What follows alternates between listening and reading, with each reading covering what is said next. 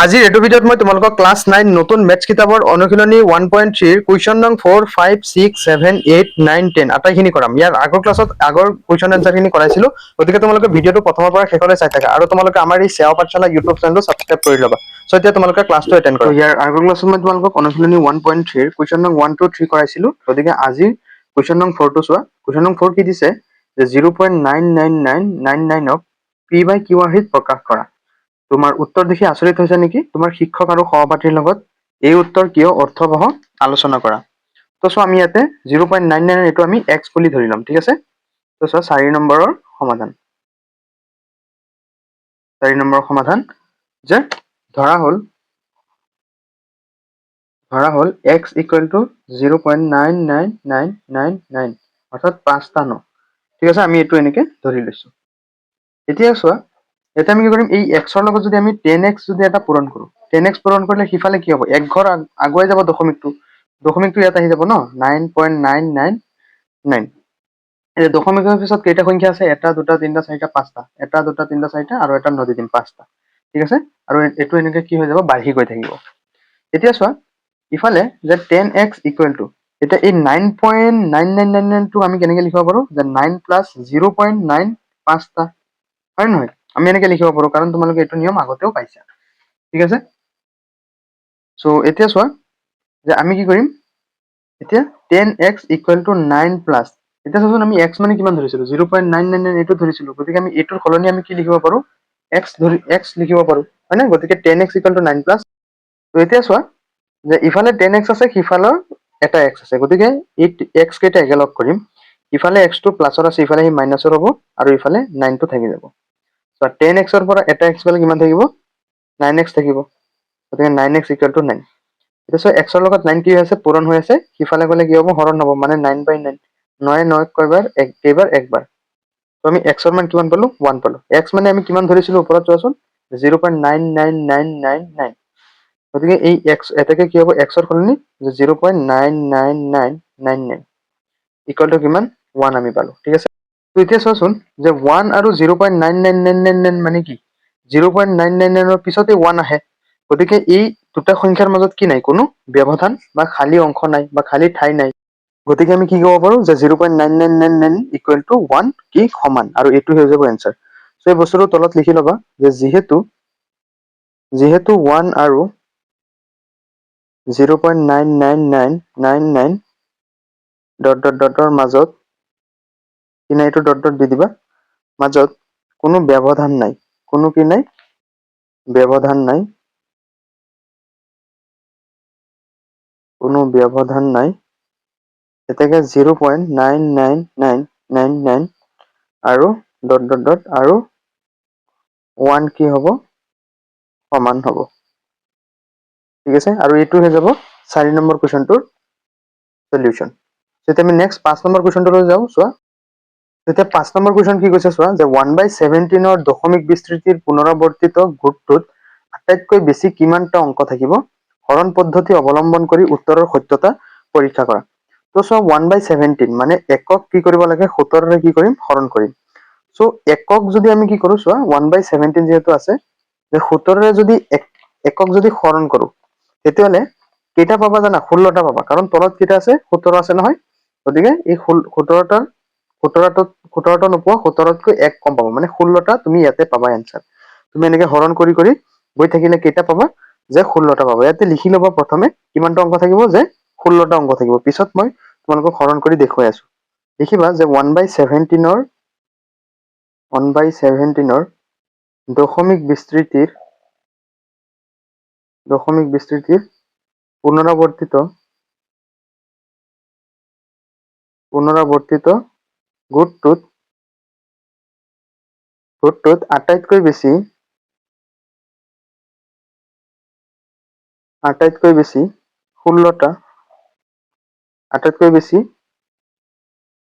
16টা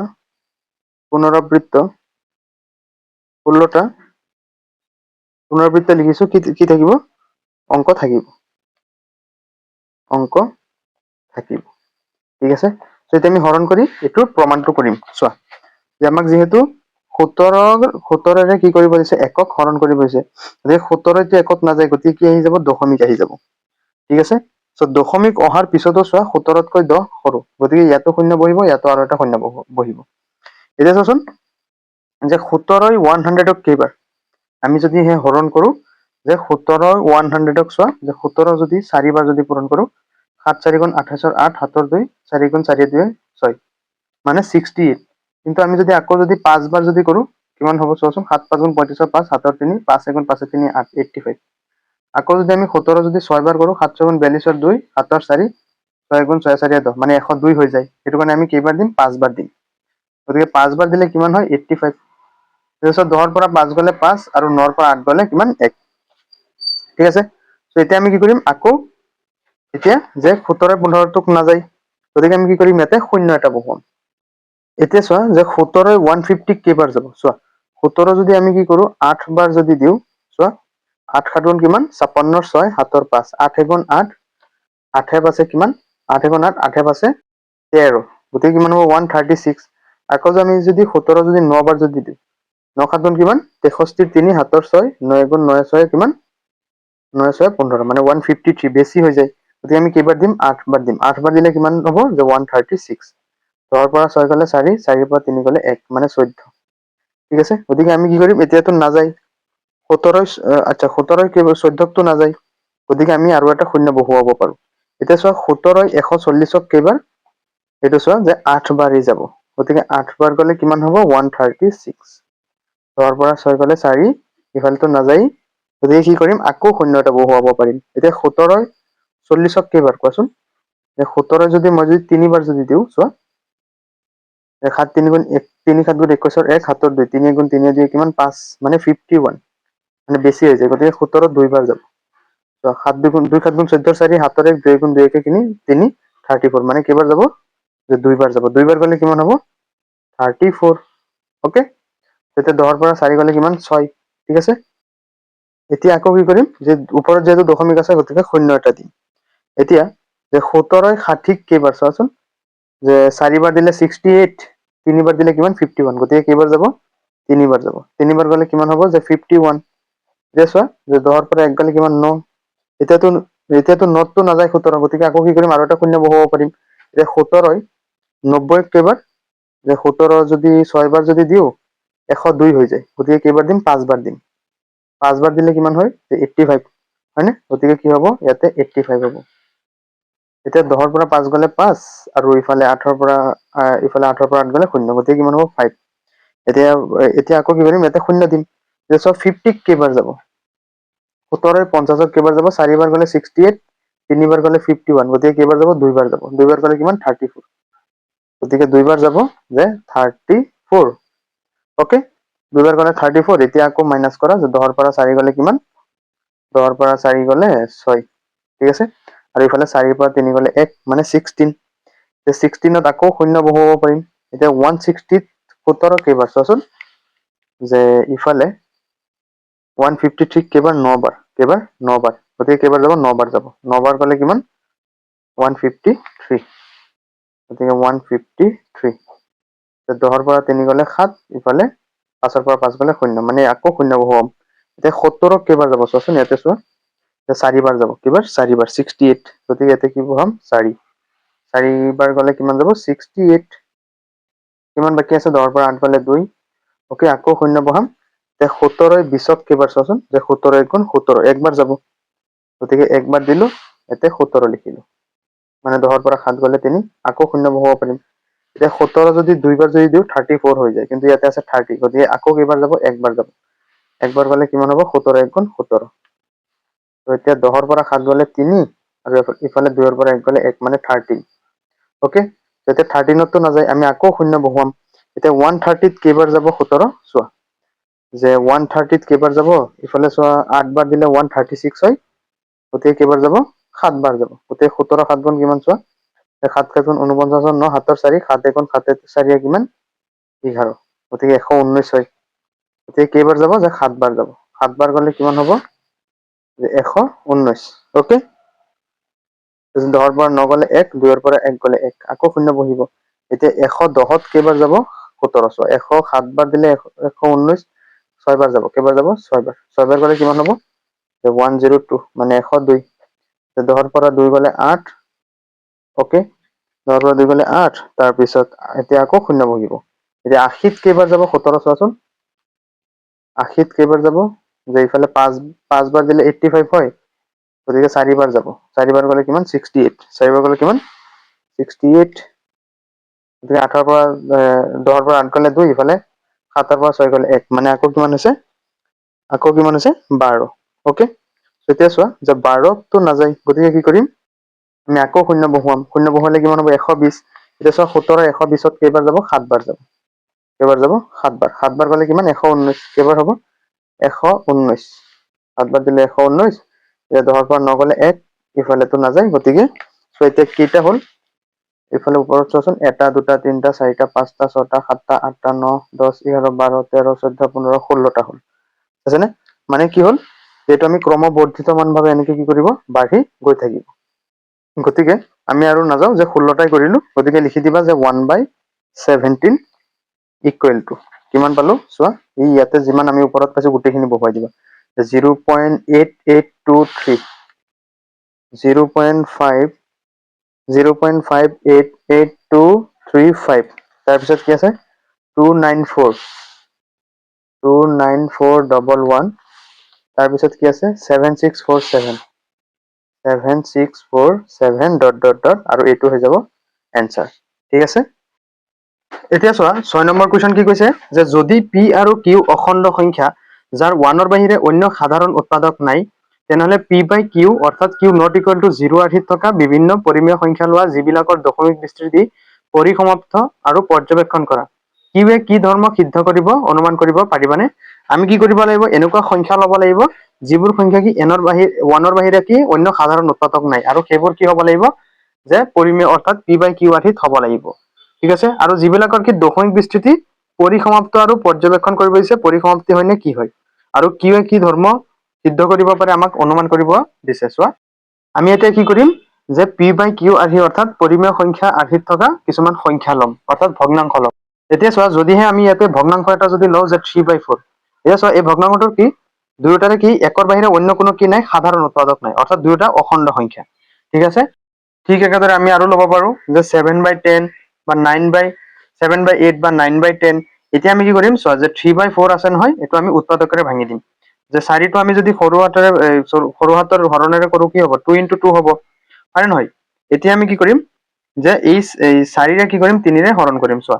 এটা যদি মই 3ৰে যদি 4ক যদি 4ৰে যদি 3ক হৰণ কৰো ইয়াতে দশমিক হ'ব ইয়াতে শূন্য হ'ব 4ৰে 30ক কেইবাৰ 7 বাৰ 7 4 গুণ কিমান 28 হয় নহয় তাৰপিছত চোৱা 10 ৰ পৰা 8 গলে 2 তাৰপিছত ইফালেতো নাথাকে এতিয়া কি হ'ব দশমিক আছে যেহেতু গতিকে ইয়াতো কি হ'ব শূন্য এটা বহিব হয় নহয় শূন্য বহিলে কিমান হ'ব যে 4য়ে 20ক কেইবাৰ 5 বাৰ অৰ্থাৎ 4 5 গুণ কিমান 20 মানে এনসাৰ কিমান হ'ব 0.75 0.75 এতিয়া বাকিখিনি ঠিক একেদৰে কৰা তাৰপিছত কি আছে 7/8 এতিয়া আমি 8ক কেনেকে ভাঙিব পাৰো যে 2 * 2 * 2 মানে 2 2 গুণ 4 2 গুণ 8 আৰু ওপৰত কিমান 7 গতিকে এতিয়া চোৱা এইটো যদি আমি হৰণ কৰো কি হ'ব যে 7 এ 8ৰে হৰণ কৰিম তো চোৱা ইয়াতে আমি দশমিক দিম ইয়াতে শূন্য হ'ব 8 70ক কেইবাৰ 8 বাৰ হয়নে 8 8 গুণ কিমান 64 10 ৰ পৰা 4 গলে 6 ইফালে 6 ৰ পৰা 6 গলে 0 আকৌ দশমিকৰ কাৰণে 0 হ'ব এতিয়া 8 60 কেইবাৰ 7 বাৰ 8 7 গুণ কিমান 56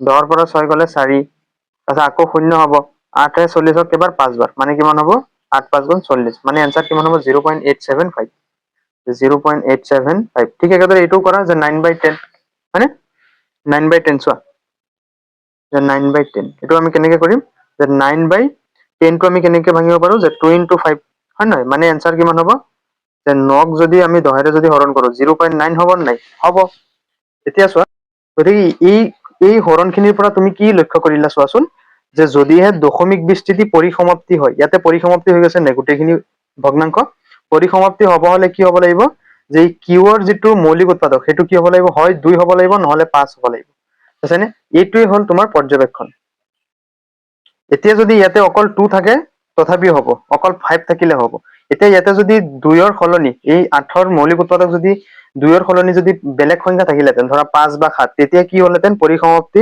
নহ'লেহেঁতেন, দশমিক বিস্তৃতিটো কি হ'লহেঁতেন, পৌনঃপুনিক হ'লহেঁতেন, মানে বাঢ়ি গৈ থাকিলহেঁতেন। কিন্তু ইয়াতে যিহেতু মৌলিক উৎপাদক 2 বা 5 আছে, সেইটো কাৰণে কি এইটো পৰিসমাপ্ত হৈছে। বুজি পাইছা?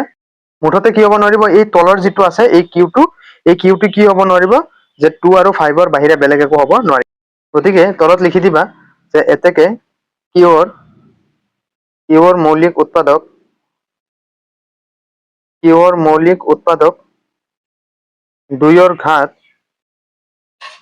2ৰ ঘাত বা 5ৰ কি হ'ব লাগিব, ঘাত থাকিব লাগিব। আৰু এইটো হৈ যাব কি 6 নম্বৰ কুৱেশ্যনৰ সলিউশন।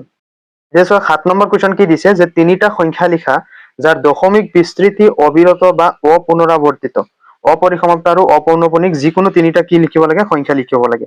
সো তোমালোকে ইয়াতে লিখিব পাৰিবা যে 0.0100110001, মানে কি হৈছে, সংখ্যাটো কি হৈছে, ইয়াতে প্ৰথমে আছিল 01, তাৰপিছত 001, তাৰপিছত 0001, মানে কি অপৌনঃপুনিক বা অপুনৰাবৰ্তিত হৈছে, মানে কি বস্তুটো ৰিপিট হোৱা নাই।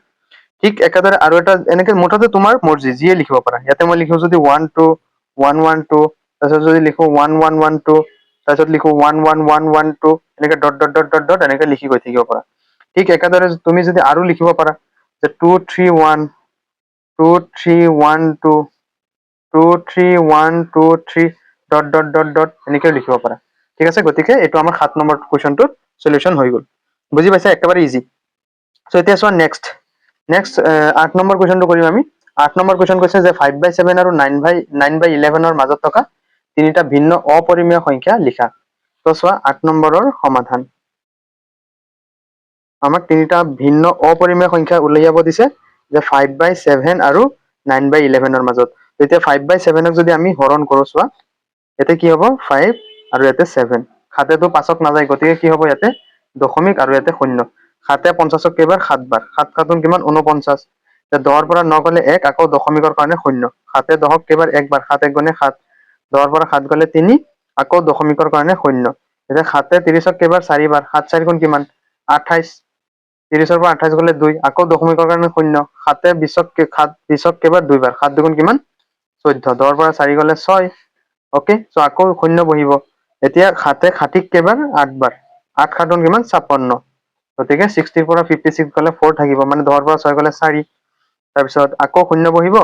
7এ 40ক কেইবাৰ 5 বাৰ, 7 5 গুণ কিমান 35, 7 5 গুণ 35, আকৌ 5 থাকিব, হয় নাই? মানে কি এনেকে বস্তুটো ৰিপিট হৈ থাকিব। গতিকে এনচাৰ কিমান পালো, যে 0.714285 ডট ডট ডট এনেকে বাঢ়ি গৈ থাকিব। তো তাৰ পিছত নেক্সট সংখ্যাটো কি দিছে চোৱাচোন। নেক্সট সংখ্যাটো দিছে 9/11। নেক্সট সংখ্যাটো দিছে 9/11।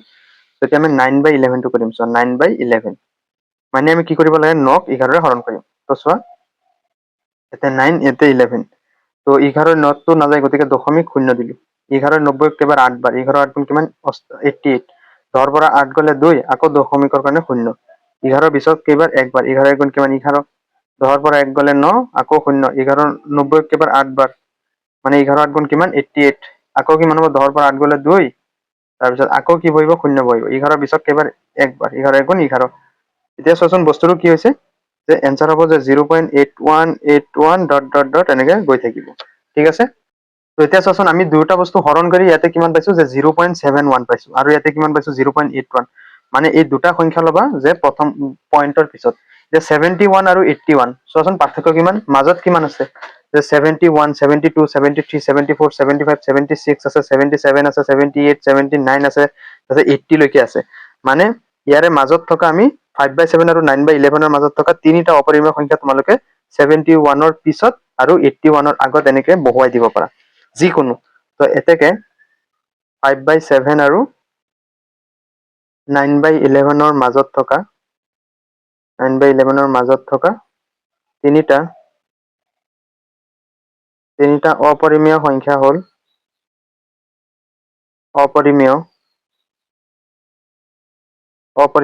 হ'ল যিকোনো বহুৱাব পাৰা। ইয়াতে 71 আছে নহয়, এতিয়া তুমি জাষ্ট 72 বহুৱাই দিবা, যে 72, তাৰপিছত যিকোনো বহুৱাই দিব পাৰা, যে 07200 72000 এনেকে তুমি বহুৱাই দি দিব পাৰা, যিকোনো। ঠিক আছে, ঠিক একেদৰে তুমি ইয়াত তাৰপিছত 72 দিছা নহয়, এতিয়া তুমি 73 দিব পাৰা যে 0.73 তাৰপিছত 1507 হা 1507 আকৌ 15077 এনেকে বঢ়াই গৈ থাকিব পাৰা তাৰপিছত আকৌ তুমি দিব পাৰা যে 0.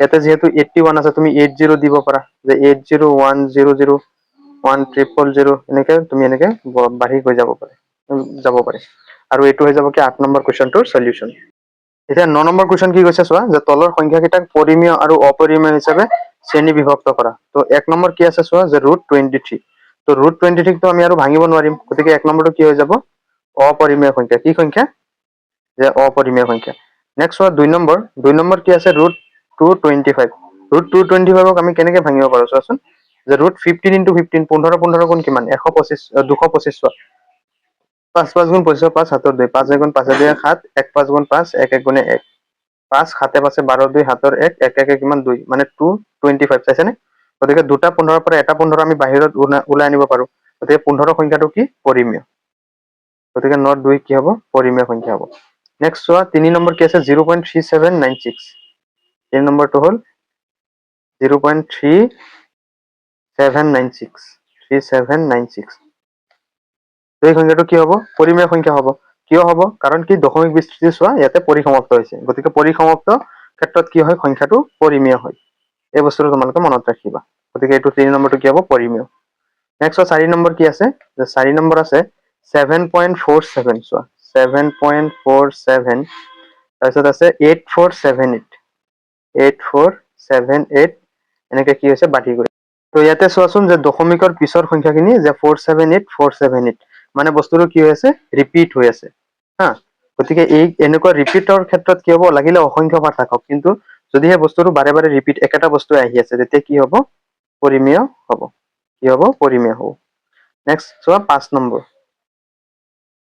তো 5 নম্বৰ কি আছে যে 1.10 চোৱা যে 1.10 তাৰপিছত 100 তাৰপিছত 1000 তাৰপিছত 1 চাৰিটা শূন্য তাৰপিছত 1 ঠিক আছে 1 2 1 2 3 4 ডট ডট ডট এনেকে বাঢ়ি গৈছে গতিকে এই সংখ্যাটো কি হ'ব চোৱাচোন যে এই সংখ্যাটো কি হ'ব দশমিকৰ পিছৰ সংখ্যাকেইটা কি ৰিপিট হোৱা নাই চোৱা বেলেগ বেলেগ সংখ্যা ইয়াতে 10 ইয়াতে 100 ইয়াতে 1000 ইয়াতে 10000 এনেকে বাঢ়ি গৈ আছে মানে এনেকুৱা সংখ্যা কি হ'ব যদি ৰিপিট নহয় তেতিয়া কি হ'ব অপৰিমেয় হ'ব কি হ'ব অপৰিমেয় সংখ্যা হ'ব ঠিক আছে এতিয়া 10 নম্বৰ কুৱেশ্যনটো চোৱা এমসিকিউ এইটো এমসিকিউ তোমালোকৰ ইম্পৰ্টেন্ট আছে আৰু পৰীক্ষাত আহিব পাৰে উক্তি আমাক কি কৈছে যে 0.6 আৰু 0.3777 কি পৰিমেয় সংখ্যা তো চোৱা ইয়াতে 0.6 টো পৰিমেয় সংখ্যা তাৰপিছত 0.3 চাৰিটা 7 এইটো কি হ'ব পৰিমেয় সংখ্যা কাৰণ কি বস্তুটো ৰিপিট হৈ আছে গতিকে উক্তিটো কি হ'ব শুদ্ধ হ'ব ঠিক আছে সো যুক্তি আর কি কৈছে যে যদি কোনো এটা